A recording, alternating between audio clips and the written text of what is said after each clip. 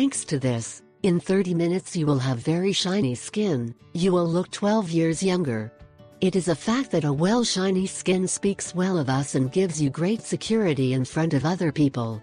But not everyone can boast of having a shine on the skin, as we must give it the care it deserves, and for this we will recommend an incredible home remedy.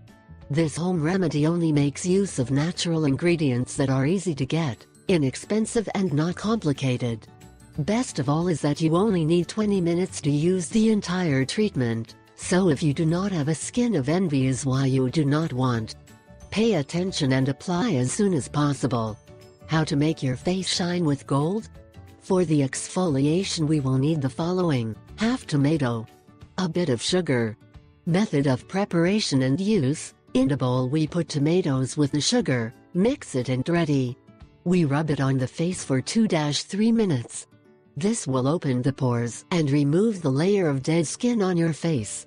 Remove with water. Then we continue with a massage on the face. This will require the following: 2 teaspoons of tomato juice, 2 tablespoons of aloe vera gel, 1 capsule of vitamin E preparation, and use. In a bowl add all ingredients, mix well, and your massage cream is ready.